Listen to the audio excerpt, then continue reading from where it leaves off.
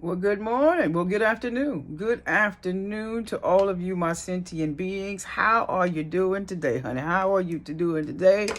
I hope you are well. I hope you have found shelter with this rain here in California or wherever you're watching me from. I hope that all is well with you. I hope that you are feeling well. I hope that your spirits are up. I hope that you still have a praise inside of you. I hope that in spite of all that you are experiencing, all that you have experienced this week, I pray that you have got all the way to today to save your praise so that you could sacrifice whatever it is that you're going through. You're going to sacrifice that moment in time that you are willing now to offer God a sacrifice of praise. Come on, give it to me. You got 5 seconds. 5 seconds of praise, 5 seconds of thank you, 5 seconds of glory to your name, 5 seconds of I exalt thee, 5 seconds of Lord, where would I be if it were not for your grace, 5 seconds of where would I be if it had not been for you. Just 5 seconds, just 5 seconds, just 5 seconds. I know you've got 5 seconds to sacrifice, 5 seconds to put aside your differences, 5 seconds to just think one more time, one more and again, Lord, we come to you saying thank you. And if you had 5 seconds to sacrifice for God, I guarantee you the rest of your life is going to be well with you. You say, how can you guarantee that? Because now you know if you could sacrifice 5 seconds, when anything else comes up, you know how to take a moment and give it back to the source. Say, Lord, that don't have anything to do with me, honey. I'm going to give that all back to you. All right, my sentient beings. It's well with us today. It's well with our souls. And that's so much different with being well with my mind. That's so much different with being well with my sight. That's so much different with being well with my heart. It's so much different with being well. My soul is inside, is that part of me, that inner part of me that cannot be contaminated by what I got going on. Honey, that's my soul. And that's why you can sacrifice a praise. He says, because my soul doth magnify the Lord. No matter what I'm going through, no matter what I'm in, no matter what I've experienced, no matter what somebody tried to cover me. It says with all the darts and the snares that's trying to, when I sacrifice that praise, I understand that my soul is the one that's lifting it up and protecting me and keeping my mind and keeping my heart and keeping my spirits full. And I pray that that's the same thing that's happening for you. When you gave that sacrifice of praise, that's exactly what happened. That's exactly what happened. All right, y'all. It is Freedom Friday. It is Freedom Friday. And what are you free to do? You are free to be sure that your living is not in vain. Oh my goodness. Oh my goodness. You are free to be sure that your living is not in vain. I know that we are experiencing some of the craziest times that many of us have ever seen, right? The news, social media, we're hearing the bullying. There's so much fighting going on, chaos, turmoil in the church, turmoil in the White House, turmoil in the street. Your living is not in vain. Your praying is not in vain. Your teaching is not in vain. Your kindness is not in vain. Your sacrifice of praise is not in vain. God hears you, sees you, knows you. Matter of fact, implanted all of the things that you're doing in you in order for you to continue to shine through the chaos, shine through the turmoil, shine through the rain, shine through the clouds, the dark clouds. You are the light. You are the will that is to work and manifest in the communities, on the social media. Because if everyone is talking negatively, if there's always an opposition, you're the one to bring that positivity. So no, of course not. No, it's not in vain. It's not in vain. Because it says up the road is eternal gain. That's what the Clark sister said. And that's what I had a conversation with a friend of mine about. Man, I've been nice to people. I have been over backwards. But it just still it's not turning out right. People don't accept us. They don't appreciate what we do. I just feel, and I said, hold it. First off, when you do because God has given you the ability to do.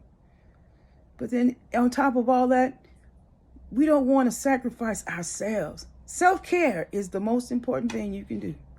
Because when you self-care, you understand your boundaries. You understand your limits. You understand what it is, where you end and where God begins. That's when we can take off the cloak of, I was being used a bit. No. That's when you start asking questions. Is my stuff in vain? No, because it doesn't have anything to do with us. It's not in vain because God gives us the strength. God gives us the wisdom. God gives us the ability. God gives us the wisdom, the knowledge, the understanding, the counsel, gives us the reverence that makes us sure that whatever we're doing, it comes right back to us because God replenishes every time we give out. It's almost like paying your tithes. When you give your 10%, you guaranteed you're going to absolutely have whatever that 10% is. The whole principle of tithing, it has less to do with money and more to do with the commitment that you promised God you were going to give it. So when you give 10% of love, he's going to make sure you get 100% of that back. When you give 10% of that joy, you're going to get 100% of that joy back. When you need 10% of peace, she's going to make sure you get 100% of that peace back because God is infinite and unlimited in all that we need and supplies everything. Therefore, we're never out of balance. We need self-care first in order to care for others. Yeah, but Ernest Holmes is going to wrap this up for us. He says, you don't have to worry about your living being in vain, your giving in vain, your preaching in vain, your teaching in vain. You don't have to worry about if your presence is in vain. Are you making a difference where you are? Absolutely you are. Let me tell you why. Ernest made it real plain to me here, honey. And because this is Black History Month and we are February 2nd, we're going to do as our grandparents did, our great-grandparents, our parents did, with the understanding and the knowledge that when they gave of themselves. And yes, many of them gave tirelessly. And yes, some of them, and let's be honest, some of them forfeited their self-care. But in this time, since we are the offspring of our parents and our grandparents, we want to make sure that we give this in a way to where we understand. And they knew that even if they're in their sacrifice, they knew that what they were doing was not in vain. And I just want to come here to reiterate and remind us what we do is not in vain. He says only what you do for Christ's consciousness will last. The principle is that when I'm doing it for the kingdom, when I'm doing it, and it's not self-serving, and it's not ego, and it's not pride, but I'm doing it for the furtherance of love. I'm doing it for the furtherance of peace. I'm doing it for the furtherance of good joy. Then I can't be in vain. It can't be in vain. Because up the road, you keep saying up the road, Renee. Yes, up the road is eternal gain. He says, when is that up the road? When you and God become that one, where you then begin to see the beauty of why you do what you do. That's the eternal gain. You begin to see God in everything. I believe there was a quote that says, if you put God's hand in everything, then you'll see God's hand in everything. He says, if you put everything in the hands of God, then you'll begin to see God's hands in everything. That's why we can say, our living's not in vain. Here's what Ernest says to back us up. And he went right to Ecclesiastes 3:11. He said, he has made everything beautiful in its time. Can I tell you that what you do will be beautiful in its time? That's that up the road part.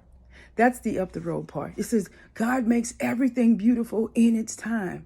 So your teaching is not in vain, because the more you teach, someone is learning. Somebody picked up that seed. The more you give, someone is picking up that giving. So now when they receive, it's easy for them to give, because they realize that whatever point they were in, it was you. You gave to them at their lowest point. So it was not in vain. It's not in vain. It's never in vain. Let's talk about what Ernest says.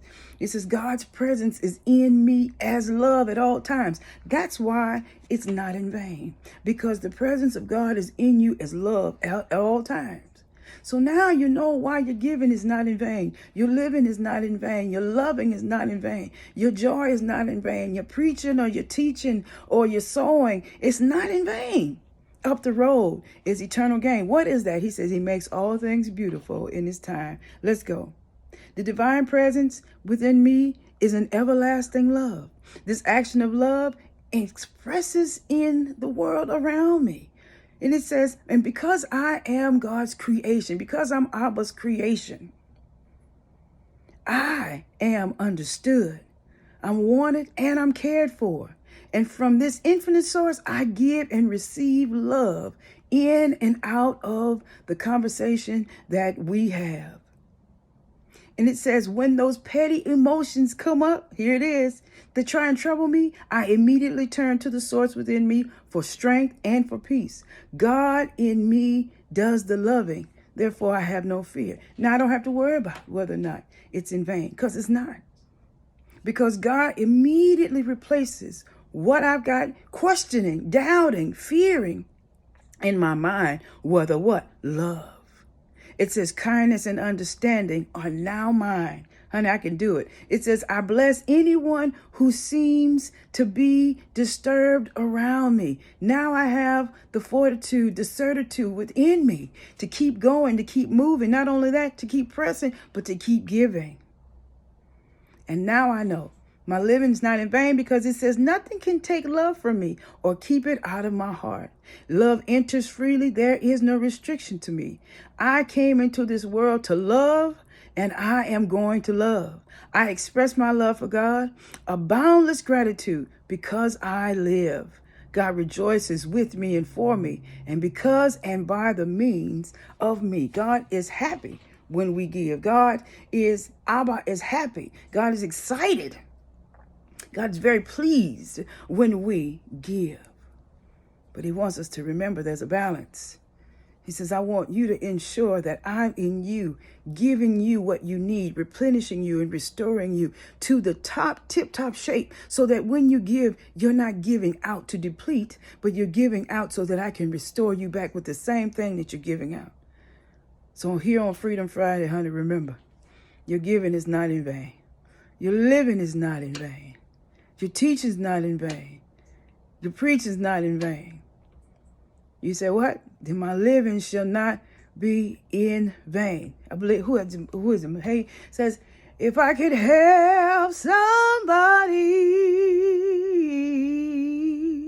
as I travel along, if I could cheer somebody with a word or a song, if I could reach somebody who is traveling wrong, hey, then my living shall not be in vain.